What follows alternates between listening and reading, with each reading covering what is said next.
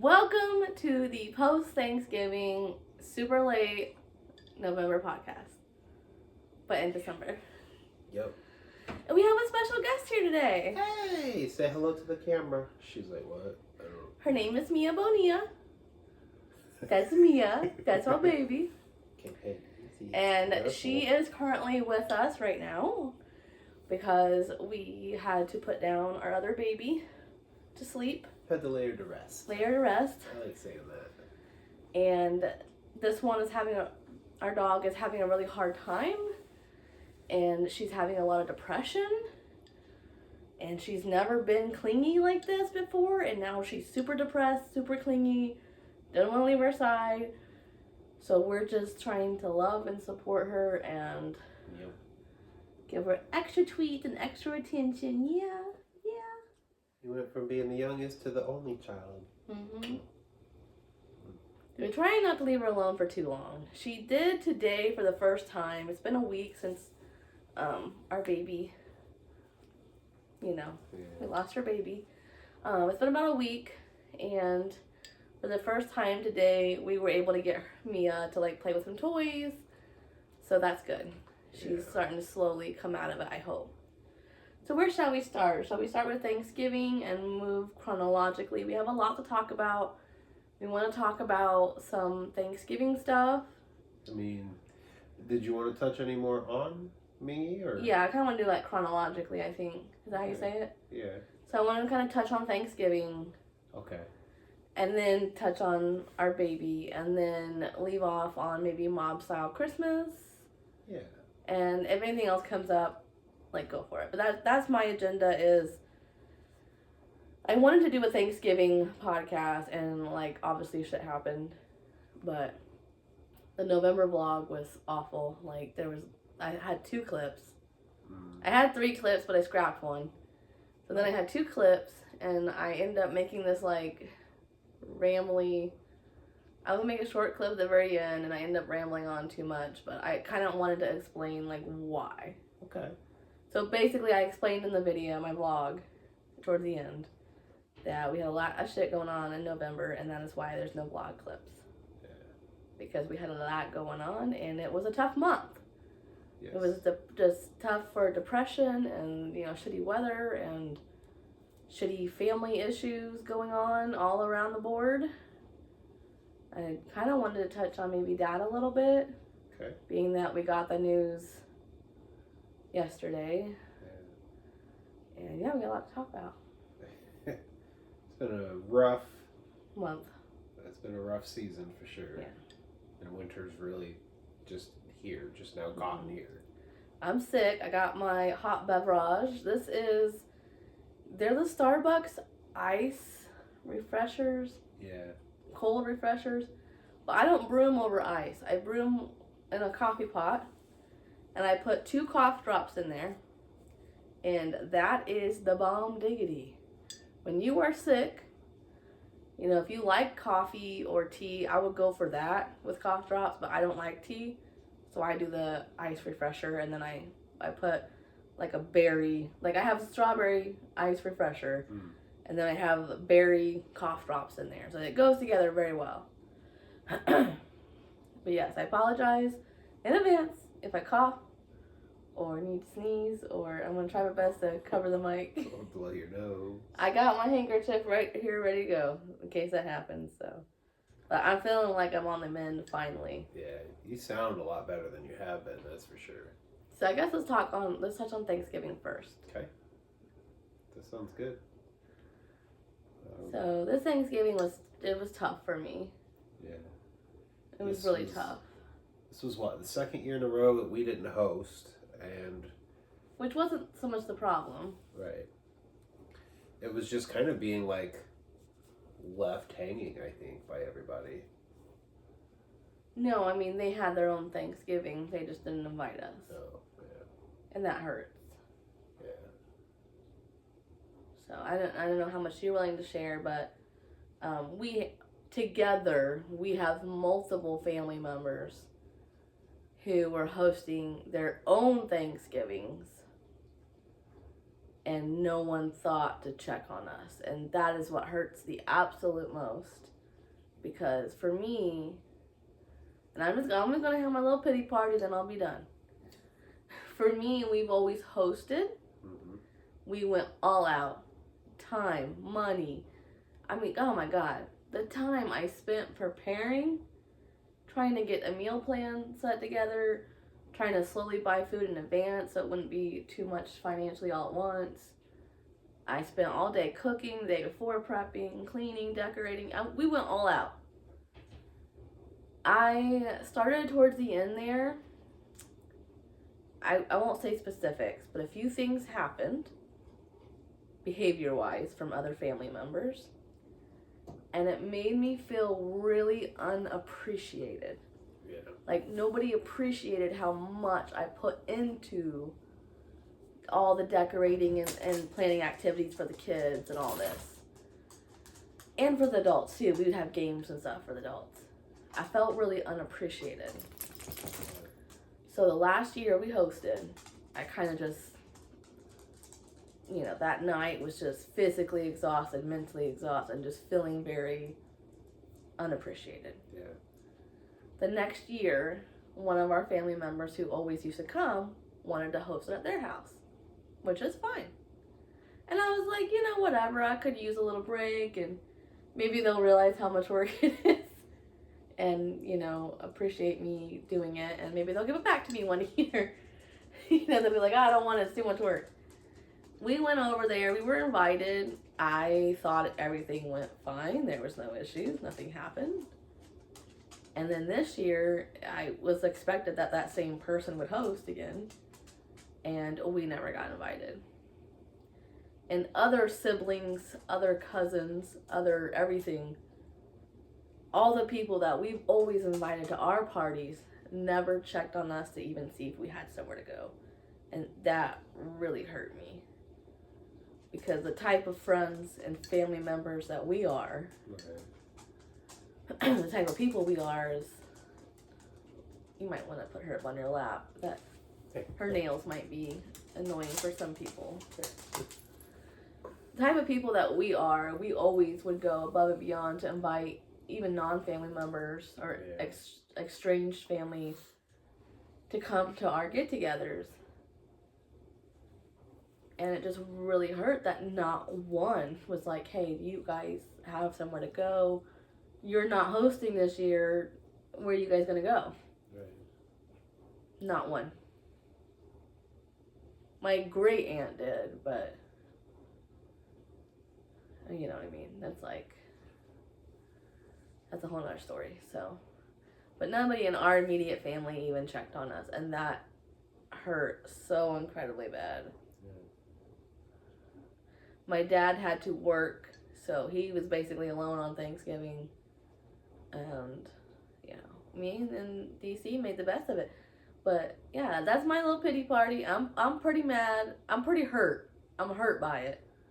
And it is something I don't think I can forget because I just feel like that is really shitty to do to a friend. Yeah. Especially a friend who's always invited you. So, yeah. And for me, it really kind of adds validation to the fact that, like, we need to put distance between those people and us anyway, for our sake. Yeah, I wanted to also share. I'm trying to be more open and share things and not. Don't you be hitting that mic.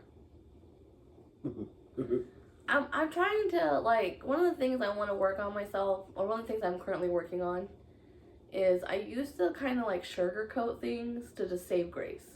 Yeah. To save people getting their feelings hurt, to save confrontation. I would just kind of sugarcoat things or not tell the whole story.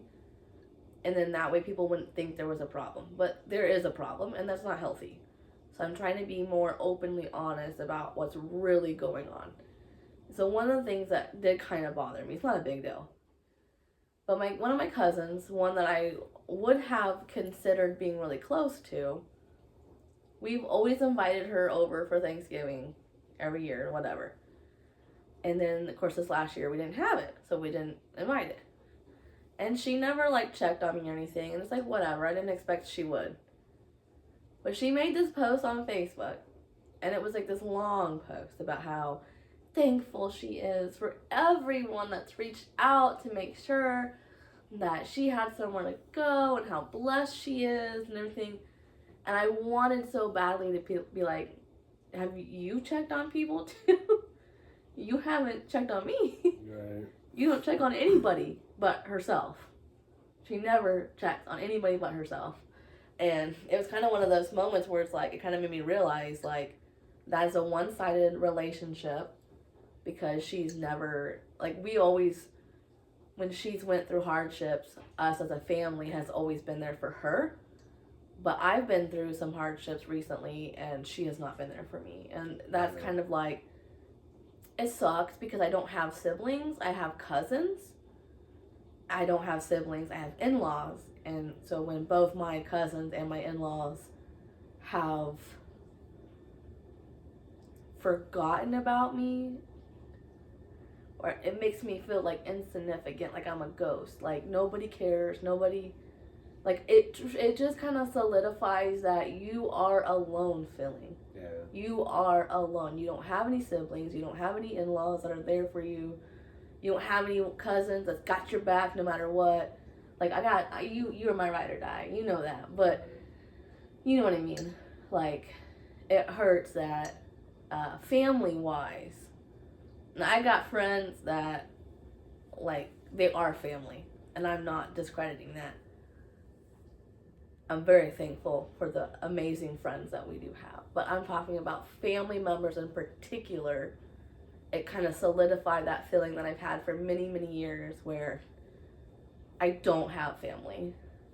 I have a huge family biologically, but I don't have, that family to show up for me.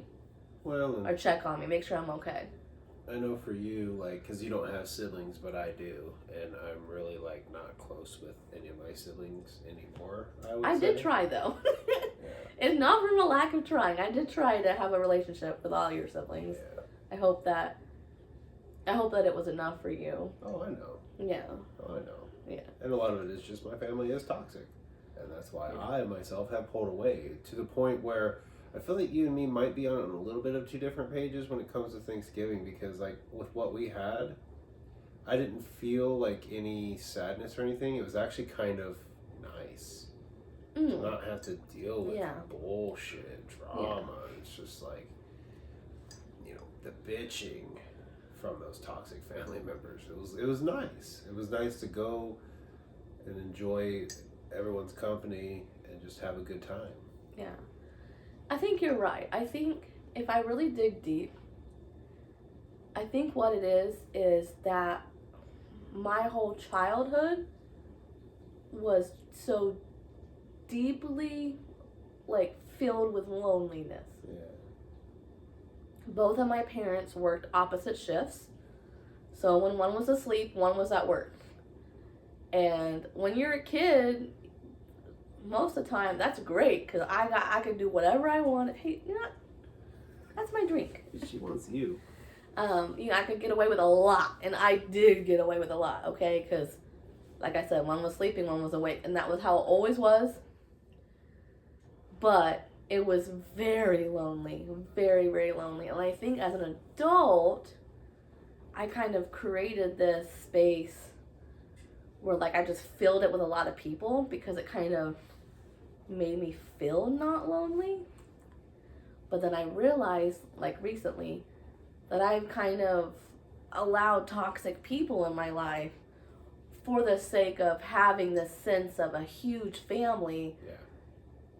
But then that I'm only paying for that in the end. So it's not healthy. Yeah. And I've realized that, and that's why I'm, like, not saving grace. I'm not sugarcoating shit. If someone's an asshole and another family member asks me, did they say this or did that happen? I'm like, yep. Or I'm like, ask them yourself. Like, I'm not sugarcoating, anything. Or like, I don't know. I didn't hear it. So, like, I'm gonna straight up say, yeah, they did.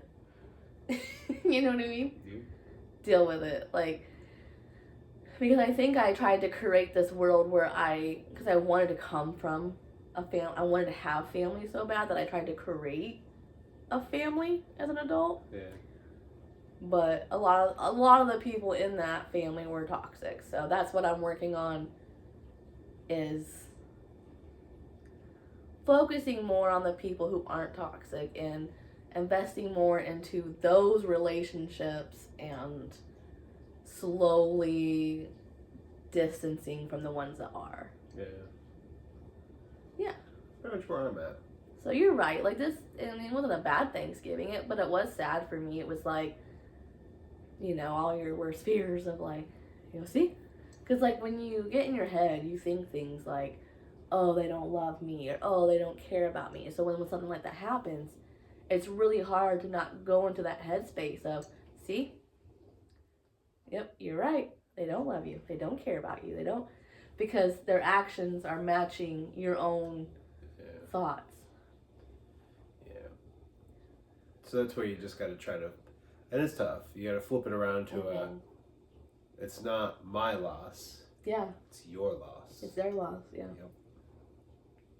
You go live your life to your fullest, and you beam and you shine. And then when they see you and they see how good you're doing, and they're not in the same place, nowhere near as good, they'll have that moment of like, oh, I've really missed you. Oh, have you? Shame.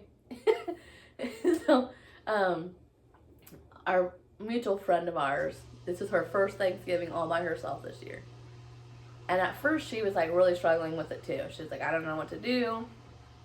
And we were kind of like talking. And I wanted to share this because I want to inspire other people. Because she decided that she was going to take herself out to a nice dinner. And we were kind of talking about like, what is this like social pressure of like, you have to be around family on Thanksgiving, you have to do, and it's not, you don't have to. And I want to inspire everybody that like, if you don't have that, or, moving forward, you don't have that, like, it's not the end of the world. It's not a big deal. There's so many fun options. We were talking about like all these different options. We're like, order takeout, play your favorite episode of Friends for Thanksgiving, or Bob's Burgers Thanksgiving episode. Just binge watch your favorite Thanksgiving episodes. Make your own damn tradition. You know what I mean? And so we were kind of talking about different stuff like that.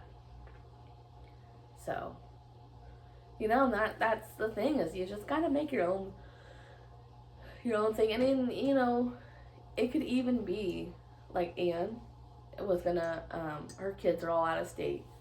And so she said she didn't want to be home alone, depressed on Thanksgiving. So she's going to go volunteer at the homeless shelter and cook and serve food. Yeah, it gives purpose. Oh, you'd be so busy that you're working basically, right? Yeah. So the time just flies by. And, gives her something to do so she's not sitting at home. And then, I was like, I really like that idea. Yeah. And then it kind of like helped me get out of that, like, why am I feeling sorry for myself?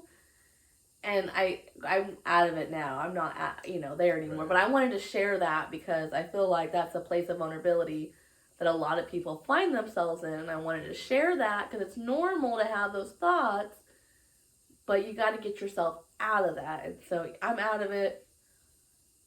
I 100% agree with what you said. Yeah, maybe it was sad at first, but when you really think about it, like, how toxic those people could be, like having to be around people who are arguing or being so negative over everything. I know you know who I'm talking about. Like they're the center of the universe, and there's just everything revolves around them. It's just like, bro, like, just stop, like, please. To me, it would be like if we were invited, I would dread going. So it's kind of nice not to get invited because I don't have to have that stress of like, and I mean, I'm an adult, so it doesn't matter if I was to turn somebody down and piss them off. Like, that's your problem, not mine. So when do you think that happened? I noticed last year that I was really starting to like feel myself let go of those guilty feelings. And then this year, just going into it, I just flat out was like, just whatever. I don't have to do this. I know last year we had multiple Thanksgivings that we were trying to attend to. Yeah. And we were kind of getting like guilt tripped. Yeah. From both parties, all the parties. And I'm kind of like, yeah, fuck you guys. Yeah. You don't have to go to 10 Thanksgivings if you don't want to. And so what we chose. So my great aunt has cancer and she decided to stop treatment. So we're like, this could be her last Thanksgiving. So we wanted to make that a priority to go. But we didn't want to hurt other family members. So we compromised our enjoyment and time management and tried to squeeze it all in. And then they didn't even invite us this year. Yeah. And that just goes to show we did all that driving around, making multiple appetizers for each Thanksgiving so that we could not let anyone get butt hurt. And then in the end, it don't fucking matter because they didn't invite us this year. Right. Like if it was like last year, it was such a big deal, right? It was like we showed up, and mind you, not we're like strung out at this point. I had been cooking the day before all day, prepping multiple things to take. We're going to like the last Thanksgiving, right? We went to everybody but this one, and we get there, and they're just like, "We thought you were never gonna show up. That time you should," and it's just like. I kind of felt like, bro, like, all day I've been go. We had to go home, let the dogs out, just so we can come back over here and see you guys, and it was a lot. It was stressful, and I kind of left last year thinking, I'm not doing this again just to please other people. So I'm really glad that our Thanksgiving this year wasn't like that. Yeah, we were able to just go to the one and enjoy it. There wasn't that stress of going, or the guilt of, I gotta be there. Yeah. Yeah. I did feel bad though about like not getting to see my dad on Thanksgiving. That was hard for me because we like really haven't missed a Thanksgiving. And we were supposed to go out to eat instead, but I've been sick and I can't expose him to that, and so we have yet to go out. Plans are this next week. And I don't give a shit how sick I am. We are going, because if we push it back anymore, which has already been pushed back 3 times, it's not gonna happen. And I don't want to risk that. Right. So, but yeah, that was our Thanksgiving. We spent it at my great aunt's house, which it was super awkward at first because it was all like extended family that we didn't even know who like barely related to. But towards the end, it was not bad. It was a really good visit. Yeah, well, and some of the people that were like, you need to speak up a little bit. You're speaking so soft. Some of the people that we weren't fully familiar with started to disperse, so then you had less people there to where you could start to really interact and talk. And you know what? The most important thing was that you were there, and I got to spend Thanksgiving with you, and I'm blessed. And I am happy that I got another year with you. Yeah. I really can't complain. Yada Mia. You're so cute. I mean, you could complain, but... I could complain. I did complain. I'm over it. It's okay to have negativity and negative thoughts. Get them out. Get them over with. Move on. Don't stew on them. Yeah. Right, Mia? Yeah. You're so cute. So, Thanksgiving was Thursday. Yep. I think that brings us into the timeline of the tough one. So, our little pudding pop, she's been getting old for a while. It's been a long time coming. We've had many times where we were like, oh, this is it. And she always pulls out of it. Yeah. Wednesday night, the night before Thanksgiving, it was pretty bad. I truly thought it was it. I said my goodbyes to her. I laid by her bed. She visually wasn't her. She kind of just sat there. She didn't really do much. So we assume maybe she was in pain because we've been having some issues with her in the last 1.5 to 2 years with her back. where she'll be in pain and we'd have to give her a pain pill just to kind of help ease. And you tried giving her a pain pill. She refused. She would not eat anything. Deli meat, cheese, treats, nothing I tried to give her she would not. She would turn her head away. She wouldn't eat nothing. And that was the biggest sign of like something's not right. Yeah. And I remember you were down with her on the floor and you could feel her chest and her heart was just thumping against her ribcage. So we now know that it was congestive heart failure. Her heart was enlarged. Yeah, and it was pushing up against her ribs and stuff. Because that first night, she didn't really have it, but as the days went on, she had to where, like, she didn't want us to touch her ribs. Because I was trying to check her heart rate, because I would just kind of lay my hand here and count. And she didn't want me touching. You could tell she was very uncomfortable. Wednesday night, I said my goodbyes to her. I thanked her. All of it. And then Thursday we woke up and like she was better again. So it was like, okay. So then I was like, do we call off Thanksgiving?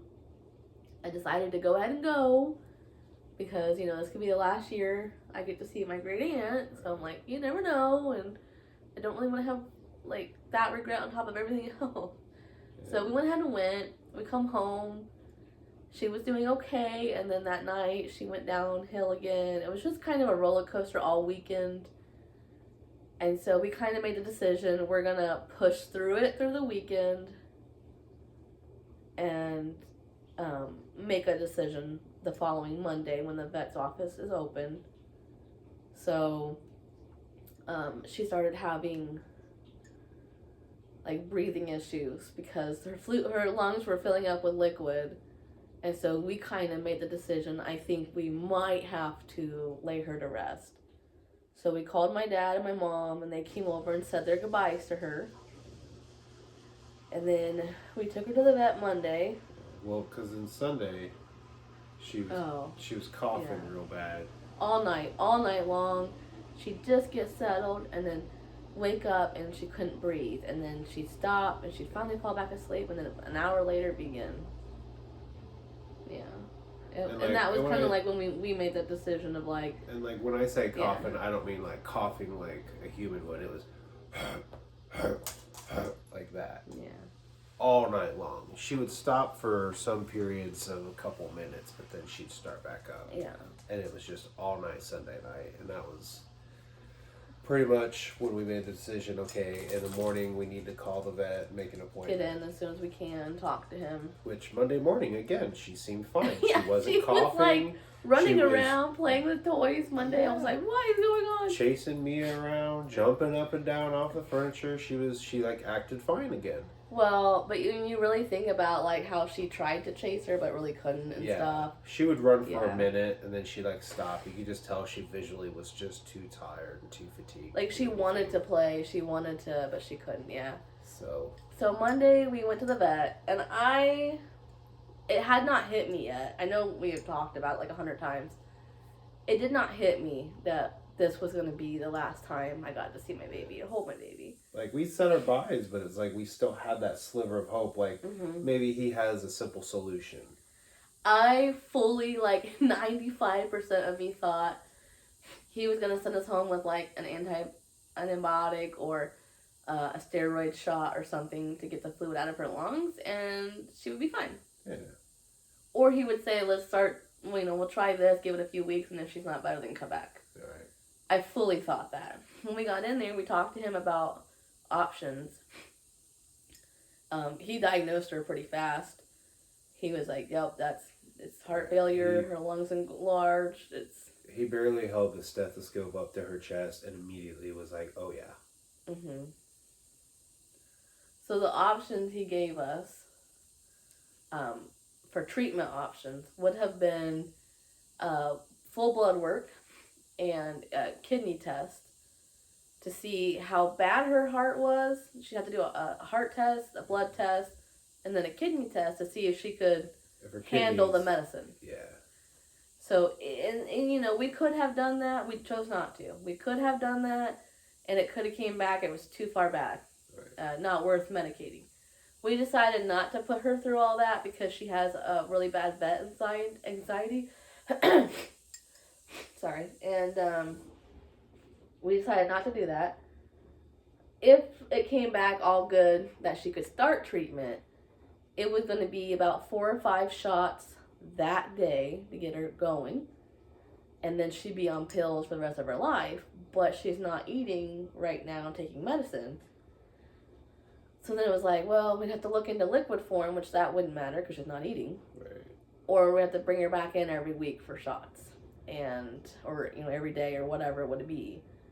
And we just decided, we talked it out, and it was going to be a lot of money for testing, a lot of the prognosis, is that the right word? Yeah.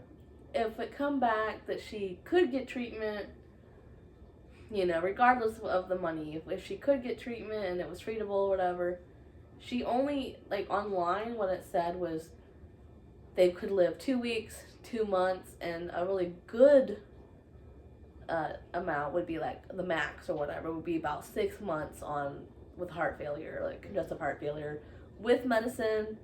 If caught early, she could possibly live 6 more months. Right. So he came back in and we talked about, DC had brought up, okay, so if we don't do any treatment or anything like that and we just take her home, is she gonna suffer? And more or less, yeah, she would be really uncomfortable. We already knew her lungs were hurting, her ribs were hurting. I'm sure her throat was hurting her, and it was just a matter of time before we would have been back in there. So it wouldn't have mattered 2 weeks, 2 months, or 6 months. We would have been back in there, anyways. So we kind of had to make that tough decision that we have been contemplating for the last 2 years. But right. Hearing the vet say that he agreed with us, that he agreed that was the right decision, that's what I needed to hear. Yeah. And it's just, for me, it was crazy because we had talked about it, and I think we had came to the conclusion before we ever went, this could possibly be it, but still just that reality of fuck, Yeah. This is it. Because I remember as soon as he said, I'll give you guys a moment, and we can certainly do that, I'll go get the stuff, you and me just fucking walked. Oh, that's when it hit me. Yeah. It hit me then, and it just hit me so hard. We've had to put together and separate between the two of us. We've had to put a lot of dogs down, yeah. but they weren't our babies. Right. I've taken someone's dog because they didn't want to, just emotionally, but they didn't want their dog to be alone, and so I was like, I'll do it. I took my grandmother's dog for her twice, 2 different dogs for her. I took my mom's dog for her. We've been through this before. You've been through it before. Yeah, with my But grandma. this was different. This was so different. Yeah. I mean, she literally was our baby. You Yeah. had her when I met you. She was 2 months old. Yeah. So literally, our entire. I didn't have her, but you were she was already with you. I didn't birth her, but yeah. She was already with you. Yeah, I got you. You were in the process of trying to potty train her and all of that. Oh God, yeah. When I came into the picture, so she literally our entire relationship, she was always there. The first time you got to meet her too, she peed all over you because she was still a puppy, and I just always remember that. Yeah. So I wanted to share this quote that I had found online from another vet, and it was along the lines of what she wished patients would know or whatever for euthanization. And the quote is, instead of waiting for the right time, choose the best time. Yeah. And we could have waited a few weeks, a few months, until it was to the point where she was in so much pain and so miserable that it was beyond doubt, and we calling to get rushed in, God forbid on the weekend or a holiday, trying to get in there and get an emergency. Yeah. I have done that with a dog before. Yeah. Well, that somebody waited way too long, and the whole car ride he cried. The whole time he cried in pain. It was awful. Yeah. So instead of waiting for that time, out of love for your dog, choose the best time. And that has helped me so much, because when I get in that headspace where I'm like, should we have waited? I stop myself and I say, we didn't choose the right time. We chose the best time for her, where she wasn't in excruciating pain. She was starting to get there where she was really uncomfortable and really in pain, but it wasn't like, you know. And that was, I know me and you talked about it before we went. We've talked about it after. My goal, and I think your goal, 1,000% was for her to not suffer even a little bit. Yeah. Because my grandma's dog was going through seizures and throwing up all over the place. Did he look like he was in pain when he was going through that, or was just really uncomfortable? Yeah, I think she was. Because one of the times when she went down, she was on the ground and she just looked awful. And you had to watch that? And then I was the one that, drove my mom up to go in. I went through that whole process. You went back and everything? Mm-hmm. Yeah. And watched it. And that was my first time. And I wasn't close with my grandma's dog because she was kind of a mean dog, but still just the thought of it was still it's so sad. Yeah. And then, obviously going through it with Misty then Tiger. Like they were all dogs that I had bonded with, but not on this level. So, and with Misty and with Tiger, they were crying in pain. And for me, it was always something that stuck with me as like, I don't want to wait till then to do it. And it was almost like that was what I think made it harder to make that decision, because when we took her there, she seemed fine. She seemed normal. So in your head, you have it like, oh, she's better. We don't have to do this. But I go back and I look at the video we took of her coughing Sunday night, and the look in her eyes was, help me. It was, help me, Daddy, help me, yeah. And that, like, going back and looking at it now, that I have no regrets. Because it's like, yeah, she was fine when we took her, but Monday night, she could have had the same thing happen again. Could have been worse. It And could have been on the look, weekend. That just absolute look of, like, help me. Yeah. Was like, I don't know. I'm at peace with it. Yeah. Because of that. I know we made the best decision for her. I don't regret anything. I just miss my baby. Yeah. And she's left a huge hole. She's literally been there our entire relationship. Our 14 and a half years we've been together. Yeah. Literally. She was born in May of 2010. Her and I met in July of 2010. So. She's like what made us a little family. Yeah. Literally. So we chose to get, what was the first shot? They gave her a sedative. A sedative first. And she fell asleep pretty fast.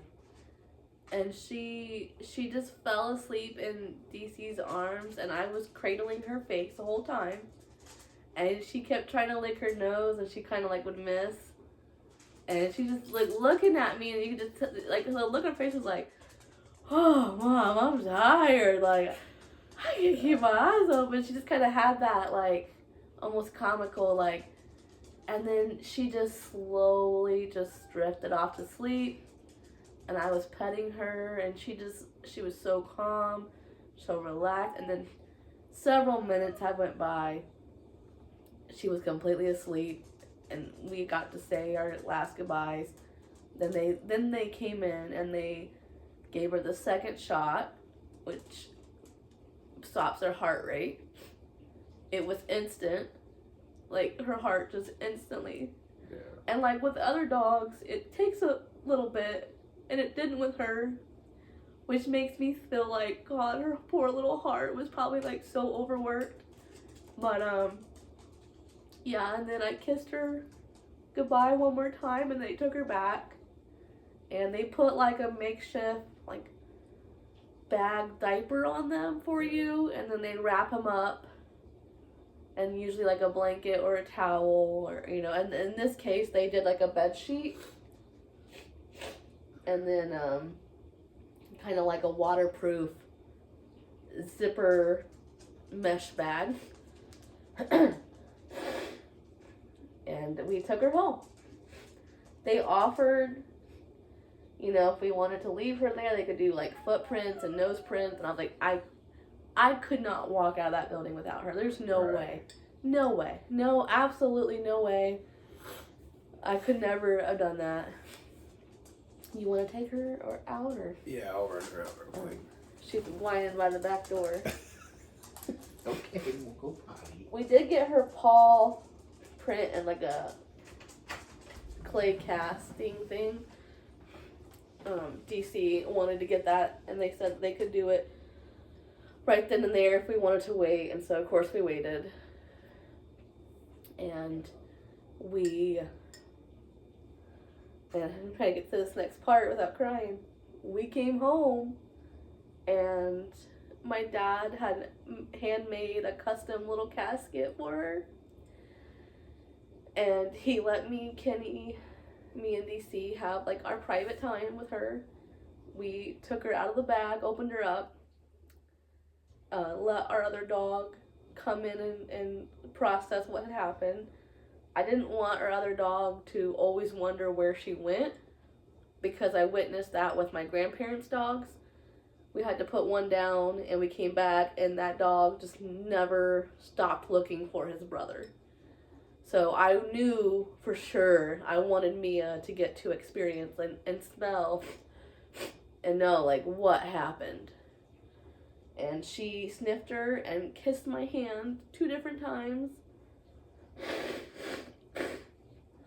And she just looked at me like she knew exactly what had happened. And when she kissed my hand and she just looked at me, it's kind of like I felt like she knew. She knew what had happened. Of course, my nose starts doing this during the podcast. But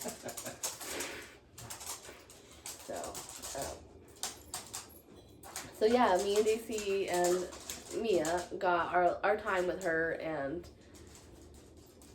that was the hardest part, honestly. It wasn't even like it was harder than putting her to sleep. Putting her in that casket was the hardest, like, to pet her and to know that I was never gonna get to pet or hold her again was like the hardest thing ever about the whole thing. And I just couldn't do it. Like, I just, you know. Yeah. Did you not get her a treat? She did. Why is she whining by the treat dish? I don't know. Maybe she's picking up on you. Come here, Mia. Come here. So yeah, we got our moment with her. Come on. Oh, did I spill that? Come on. Come on. Well, get your butt up here. Here. What if I scooch over? You can sit right here. Oh. Try again. There you go. Okay, now sit down. Yeah, so it was really nice that I'm so glad that we got that time as a family, like the 3 of us, to just spend with her and rub her and kiss her like the last couple times. And we took some pictures. I did not share them on social media, but I have a picture for us of us like holding her paw, and Mia is in it, and it's very special to me because it's kind of like a last goodbye. Yeah, and then we put her in the casket, and you screwed it shut, and then we went out back, and we buried we dug a hole in a very nice spot by the wishing well that we got married at. It's like one of her favorite places to go lay in the sun at. So. And then my dad came over and perfect. He helped dig. Yeah. And helped. I think that was important for him. He wanted to be part of that. Yeah. Well, and I remember too, like, I made it my mission to get that hole dug because it was a cold day. And even the vet said the ground's going to be frozen, so you can bring her back, and we have a freezer. Well, he tried to get us to like leave her there, and we're like, no. Yeah, and I straight up was like, I'm going to dig this hole today, and we're going to get her where she needs to be. And he's like, well, okay, so, go ahead and try it, and if you can't, then bring her back. And I was just like, you don't know DC, because he's not going to give up. And the thing about it is, and I don't want to get like spiritual about it, I guess. The ground was soft. It was so soft. I was like shocked. The roots that I hit, I easily was able to take an axe out and easily they chop were them dead up. roots too? Yeah. They were like squishy, like spongy roots. Yeah. the roots didn't give me major problems. Like because I remember you telling me, do we have a backup place in case the roots are too bad? Yeah, because there used to be a tree down there. I know, and the roots were not an issue at all. I was able to cut through them with the axe, pull them out of the way, and then keep digging. Yeah. It was just like everything was worked like, out perfectly. Perfect. Me being able to have the day off because of work. My dad and mom both being able to get over, like it was the best time. It was like the perfect. My mom only got to come over and say goodbye because she had a doctor's appointment, so she already had the time off from work. Yeah. So she called her doctor's office to cancel so she could come over here and say goodbye. But her boss, her job doesn't know. Like, they think that she, like, went to that appointment, so. My glasses are all now dirty from crying, of course. I did not last as long as I thought I was going to last not crying.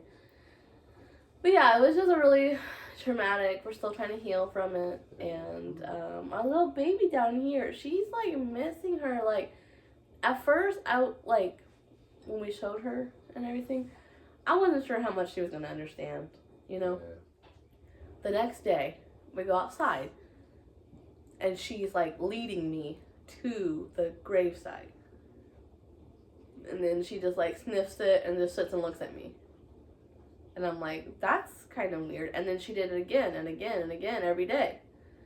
Every day we go out into the big yard, which she won't go into the big yard without one of us. Yeah. Like, she led you down there, and then she just sniffs it and then just sits there. And I don't know if that she's trying to tell me something, or if she just wants to go down there but not by herself. Yeah. Well, because she never went in the big yard by herself. Ming always went with her. So, and she's been really mopey. She's been laying in her sister's dog bed. We've left both dog beds out. I wanted her to have the option, and I'm glad we did. Yeah. I think eventually maybe move one downstairs or something, but for right now, I just want to leave them where they're at. Right. And like I said, today you had the day off, and I've seen a huge improvement in her, and I think it's because we're both home. We're both off. Yeah. Well, because you got to think, that day, we left with Puddin', and then came back without Puddin'. Mm-hmm. And then every day after that, I would go to work. So I'm sure that was a little bit of a trauma for her. Yeah, I just want to say, too, like, it's so sweet. Our nephew has texted us every day to check on us. He is such a good kid. He is. My dad has called every day, and my nephew has texted us every day, and it literally is just the sweetest, most heartwarming. Like, that kid is going to grow up to be such an amazing person. I just know it. Yeah. I just know he's going to be a really good dad someday. I just know. I can just feel it. Yeah. You hear her? No. What? So, yeah, that was a Monday, so Thanksgiving was Thursday. It had started Wednesday. And, like, just roller coaster. She'd go really bad and then get better, and then go bad and then get better. And we're like, what do we do? Yeah. And just for time frame, it's not quite been a week. Yeah. Since that happened. And so just like what you said, Sunday night was pretty bad. And we were kind of like, all right, like, we can't keep doing this with her. So Monday, we just kind of made that decision.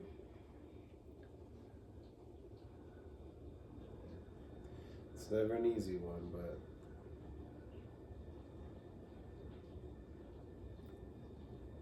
yeah, it's tough. Your dog is always there for you, yeah. Like, no matter what. So the best thing you can do is the one time they need you, show up. Right. Hold them and be there, even though it's hard, because you don't want their last moments to be searching for you. Right. You want them to be comforted and loved and feel loved. And so, yeah, we're most definitely not getting another dog anytime soon. I've already been asked that a few times, and the answer is no. Same. My mom's been a little bit insensitive. And I had to kind of put her in her place and say, hey, I'm not interested in continuing this conversation. I'm not going to tell you again. Right. So. I've had a couple people at work ask if we were going to get another dog. I said, probably not for a while. Well, that one incident that you told me about, that was pretty shitty. Yeah. And then he said that you went to work the next day and someone like made a joke about you like slacking off or like why weren't you here or whatever. And he just like all seriously was like, I had to put my dog down. And just watch her face drop. But you know what? That's a lesson she'll have to learn the hard way. Because I bet you she'll think twice the next time she says that to somebody. Doubt it. No? No, she's one of those not really have a filter. So yeah, that has left our hearts like feeling empty, and there's like this just constant reminders everywhere. Like we both are just trying to readjust, and everything reminds us of her, and it's just kind of trying to rewrite our daily, Yeah, which that's gonna take time. Yeah. And this all happened, and we're a week away from Mob Style Christmas. We were super on the fence about going, and I had already told Shanzi and Como that I'm like 100%. I don't want to go. Well, like part of the reason I didn't want to go too is I didn't want to put him through that. Yeah. Like when we went to Kentucky the last time for Hollow Bleed, I could tell the car ride was kind of hard on her. Yeah. And she's got back problems, so every time we would need to take her in and out of the car to go to the bathroom, we'd have to pick her up, and there's a special way you gotta pick her up, and it's super uncomfortable, awkward shape, like, you know what I mean? At the hotel, she wanted up on the bed the whole time, so they have to pick her up on the bed, put her back down to get a drink, because then she couldn't access her water dish and stuff, and it was just really hard to have to pick her up and down so much. I think it agitated her back. Yeah. I felt like that. Because we don't normally pick her up like that at home. Not that often. We do twice a day. Once at night to go upstairs. Because obviously she can't do the stairs. And then we carry her down in the morning. That's it. We don't pick her up and down. Because it agitates her back. And I think Kentucky was really hard on her. This last trip, Hollow Bleed, was really hard on her. And she's on pain medicine every day of the trip. And she did okay. She had a good time, but she was just happy to be with us. But yeah, that was one of my big worries was, with you not having PTO, we would have to do like a turn and burn. Right. Because it is on a Saturday. We could go down, drive down the morning of, and then drive back the morning after. It is an option. That's just, I don't know, my desire At to our do age, it. though, to, get up, you work all day Friday, right? Come home, crash. Saturday, get up, spend all day Saturday driving down to Kentucky, check in the hotel, eat dinner, go stay up all night long at this venue, come back to the hotel, get maybe 2 hours of sleep, 3 hours, because we have to get up early to get out for checkout time, load up the dogs, and then spend all day Sunday driving back home. It's and then we get back home and it would be we'd have to go grocery shopping, do laundry before work, get our lunches packed for work. I mean, we wouldn't even get 5 minutes to just chill. Yeah. It would literally be go, go, go, go the whole time. Yeah. And that kind of, I don't know. And then what? Monday comes and it just repeats. Yeah. I want to go to Mob Style because of who's playing. Yeah, I know. I want to see Light. I really want to see Gorilla Voltage. Mm-hmm. I'd love to see Turncoat Dirty, aka Boondocks. They'll do Hell's Kitchen stuff. I want to go. I was really excited to go, but it's just I feel like Losing Puddin' has left such a hole. And, and I don't want to scare you, but I've had a lot of depressive thoughts lately about life and death and stuff, so. That's normal. That's Yeah. normal. So it's kind of if it doesn't go away, Yeah. then let me know, because that's not normal. But You know, it's hard to really feel excited about that hmm with that looming over. And then, you know, of course, Yeah. I worry about her. I don't want to leave her in that hotel while we're gone for X amount of time Yeah. at the concert. I feel like I would just sit and worry about her the whole time we're at the show. Well, that's why I kind of wanted to like get some kind of like baby camp set up or something. Yeah. But yeah. I think it's just too fresh. Yeah. It's for sure. It's, you know, hard to enjoy and get excited about something when you're like just lost somebody.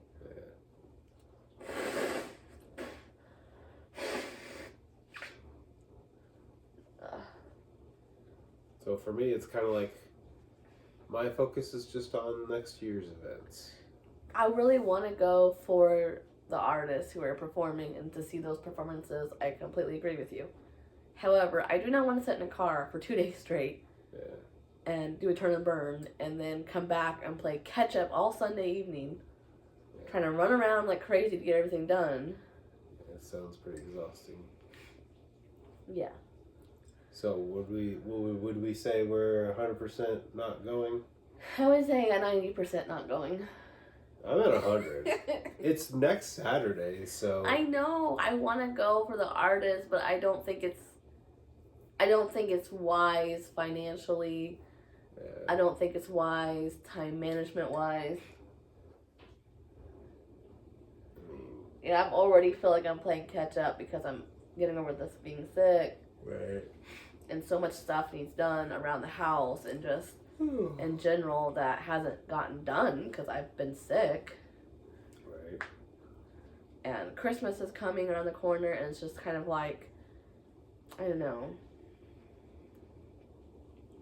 I just have a lot of emotions, and I think financially it would be the smart choice to not go because you got gas and the hotel itself will be the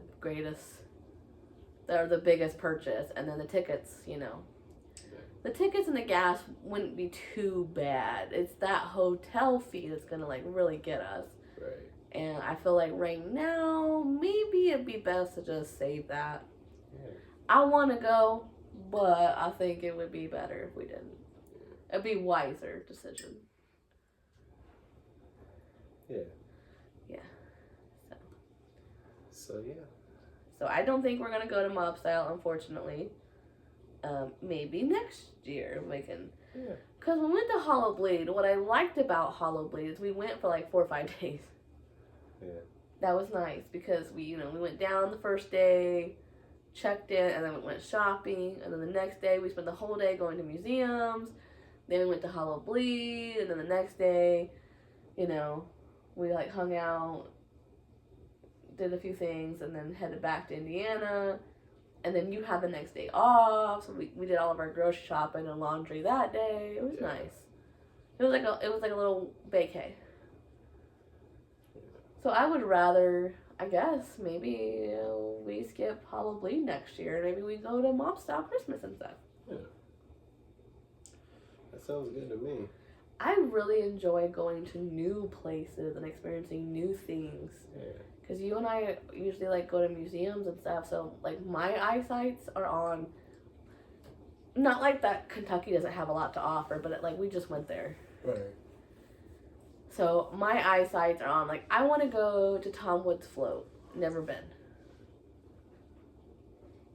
Yeah. And even though we've been to Camp Zool, I feel like if we went to Camp Zool again next year, there's different things we could go do in Cincinnati, like go to the Cincinnati Zoo and pull our dicks out for Harambe. Don't say that. Well, you won't be able to, but I can pull mine out. I can take my. pull your dick out. I'll bring a fake one. Bring your fake one. So, yeah. What was the other event they were having? Zool was having recently. That coming up? Yeah. Xmas. No, something else. They have every year. They didn't end up doing it. Oh, Night of the Zooligans. Yeah, well, that would be something. Their little Halloween. Yeah. we can go do that next year maybe. Because we've never been there to do that or whatever, you know. That's actually a really good idea. Yeah. Because I believe they did it at Terror Town. Mm-hmm. So it'd be a little bit different doing the Halloween event. Yeah, it'd be like... At a familiar place. It'd be like camps, a little bit like more Halloween-y. Spookier. Oh, I'm dressing up. You know, now that I know what the vibes are. Yeah. So, yeah, that's kind of where I'm at. Is I like to go explore new towns and new like museums and stuff. And that's also a really big thing that's kind of been on my mind, and I haven't really even shared it with you yet, is, you know, with this depressive thought of life and death, it's really kind of made me realize that I do want to go out and do more things adventure-wise. Mm-hmm. And even if that means missing out on concerts so that we could go to the Grand Canyon. Yeah. Go to Pennsylvania. Like Gettysburg. Historical places like that. Go experience life versus having material items. Right. Yeah.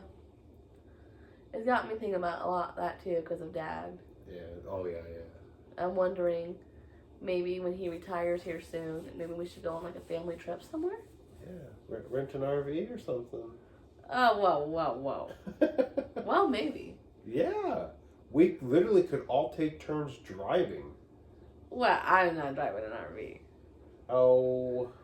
But, yeah, we could go get like an RV. You know, he grew up doing that, so he might not want to, but... That's true. Well, I grew up driving, or, you know, going on a lot of road trips, but it was in a little Grand Prix, so I would be open to driving One an thing RV. I want to take my dad on is a train ride.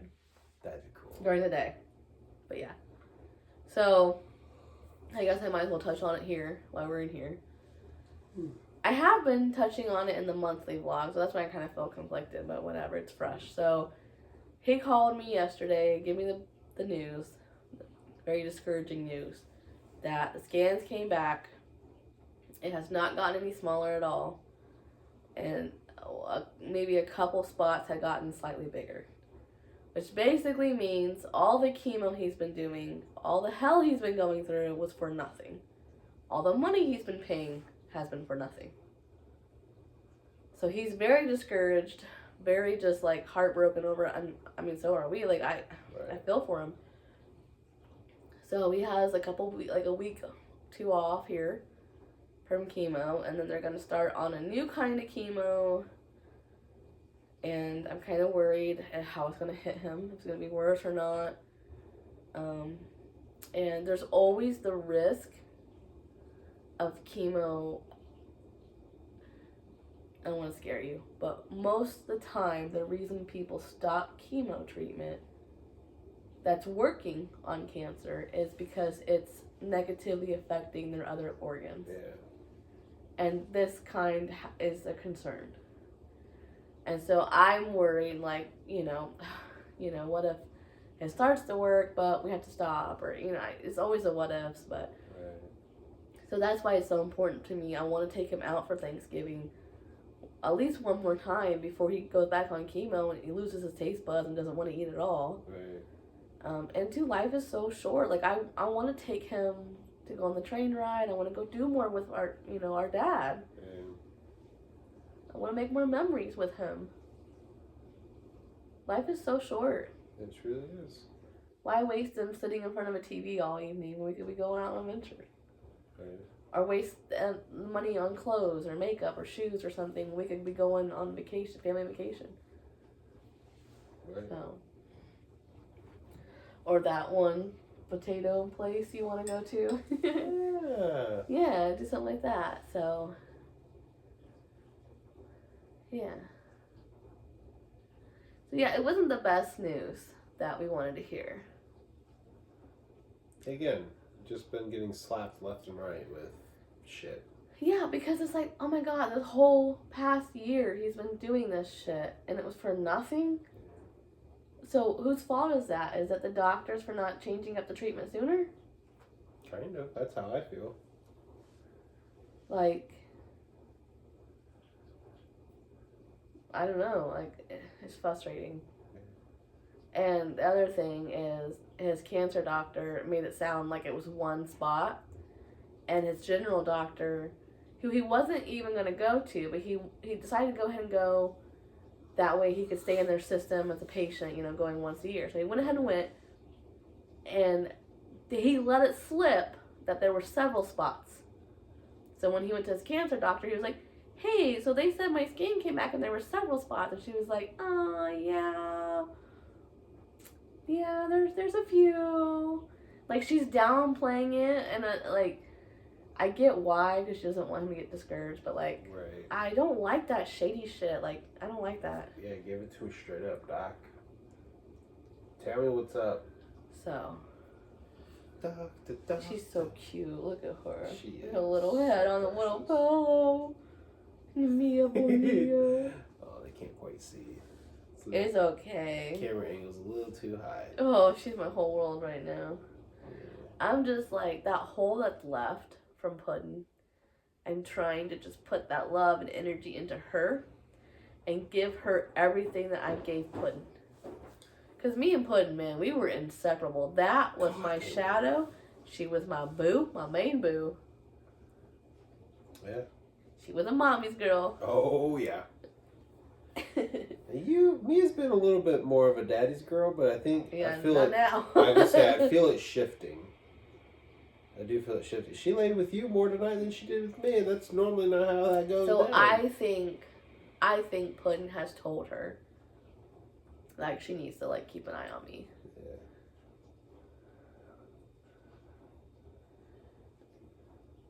I always, I don't like the whole mommy's daddy's girl thing. Right. Like, she's our baby. Right. Yeah. But you can tell, like, You could she tell. She loves us both. Just like Mingy loved us both, but she definitely like favored you more, and she would want to be on your lap. She'd listen to you more. She wanted to be closer to you. Like, she was a mommy's girl. Yeah. Even though she loved us both. Yeah. You were her spare human. She loved you. Yeah, I was the spare. She loved her spare. She did.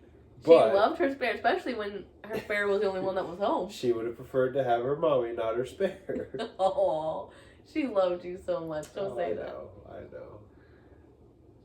So, I guess the main thing from this podcast that I wanted to get across and want everyone to take away from is It's been a pretty heavy one, but we got negative emotions, sad emotions regarding holidays and family is normal, and it's okay. And there's nothing wrong with you, and one life lesson that my dad has taught me that I always to this day carry is always try to look through life with the lens of the glass is half full. Yeah. That has always helped me. I cannot tell you how many times when life is feeling so shitty and so low and so whatever, instead of looking at life through the lens of my drink is half empty, you look at it like my drink's half full. And you try to find the positive. Yeah.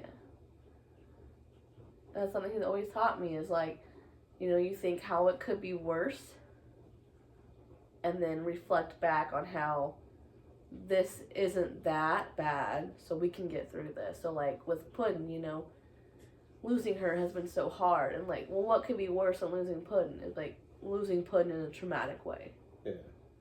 Her being in pain, or God forbid something happened at home, she fell down the stairs or something. That would be worse.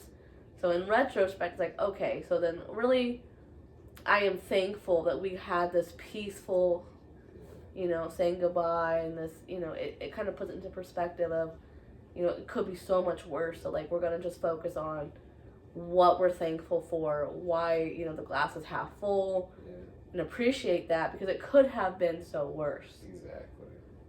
We were able to dig the hole and everything was peaceful and everything went smoothly. Couldn't ask for anything else other than her back. Right. So that has always helped me in every scenario, looking at life like that. Having her back, but younger, not in pain. Yeah.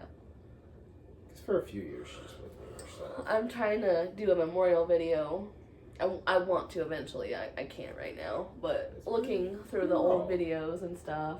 Yeah, that'd be really cool. It's like, it made me realize, like, oh my god, she was old. Like, looking at all these old vlog clips and stuff, I'm like, oh my gosh, she's such a puppy. She's jumping and playing. Yeah. And I'm like, when did she get so old? Why? How did that happen so fast? It creeps up. I didn't realize how long it had been creeping. Yeah. So.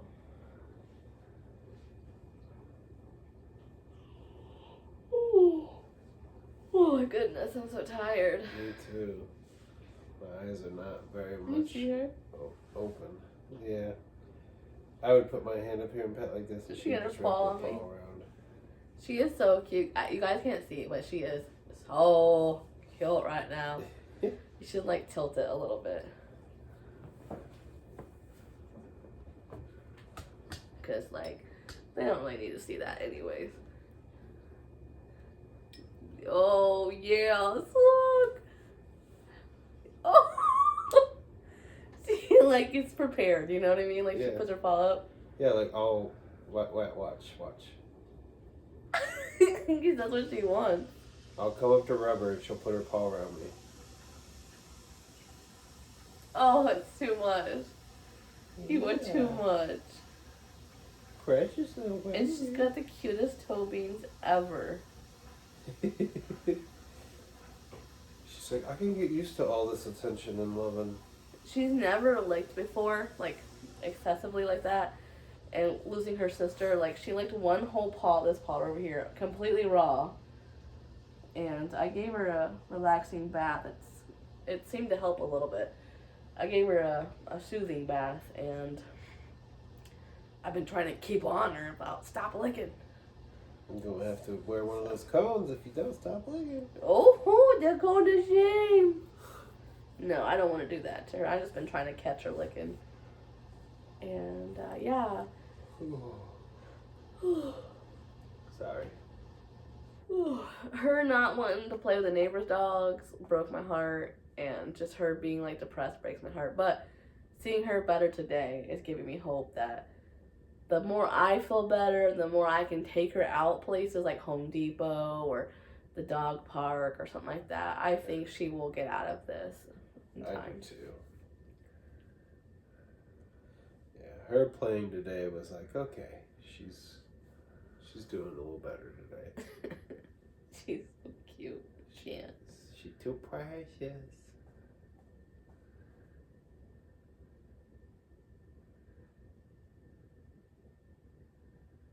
You can't fall asleep during the podcast. I'm sorry, I'm tired. Okay, so we'll end it here, guys. Happy Thanksgiving, and just know that you guys aren't alone. Yeah, There's a whole slew of hundreds of people suffering. If you're going through a hard time, hang in there. I promise you there's light at the other side. Yeah. Can't stay dark. It can't rain forever. It won't be dark forever. I do want to share something else to you about suicide. Because it's very increased during the holiday season. Yeah. And I'll share another quote from my dad. When I was in school, like young school, a middle school boy hung himself. And it kind of shocked the whole town, it shocked everybody. Because it's like, it's a kid we all played with, and everybody knew him, and Yeah. he hung himself. And I remember, I think it scared my dad because he pulled me aside and he's like, I need to talk to you. I want to talk to you about what happened and everything. And ever since then, he's always repeated the same quote to me. Anytime there's a suicide, even like 4 states away, he'll be like, you remember what I said about suicide, right? And I'm like, yes. And I think it's because he was so worried that like that could happen to him, Yeah. And his quote is, suicide is a permanent solution to a short-term problem. Yeah. I've heard him say that too. Yeah, he's so adamant on that, and it's so true because when you look back in history of the problems that you've had in the past, and the moment they felt like your whole world was crashing, you felt like there was no way out, right? There's no way to solve it. But somehow it always gets solved. Yeah. And that's the important thing to remember is, suicide is a permanent solution to a very short-term problem. Yeah. It will pass. It might not feel like it. It will. It may not seem fixable. It is. And it may take some time, but it will. Yeah. So, I just want to kind of put that out there. If you struggle with that, or you know someone who struggles with that, pass it on. That, remind them of past incidences that they thought they couldn't get through, and look, it passed. Yep. And it's very hard to think like that in that moment.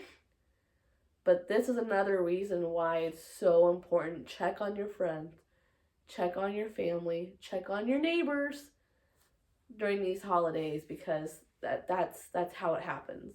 Yeah. Is people are alone and not thinking straight, and then it happens. And we were kind of talking about that too, If you don't get invited to your family for Thanksgiving or Christmas, you don't have to spend at home sulking. Like today we went and bought the makings for Christmas cupcakes. And you can make Christmas cupcakes and then hand them out to your neighbors, hand them out to people at work, a little bit of Christmas spirit or whatever, yeah. Some joy, and, make the best of the situation. So, don't stress about finances. You don't have to buy people gifts. Don't stress about the holidays. Enjoy it. Make your own traditions. Do your own thing, boo, and do what makes you happy. As long as you're not hurting anybody else. Yeah. Or yourself. Yep. Yep. You ready to end this video, Mia? Yeah. Ready to go to bed? You tired? Yes. She looks tired. I'm tired. I'm just like half asleep right now. Alright, well, we'll just see you guys later. If you have any questions, drop them in the comments below. And thanks for watching. Take care. Yeah, take care. And good night. And try to find reasons why your glass is half full. Yeah. I love it. Bye. See you next time. Bye-bye. Cutie. She's so cute.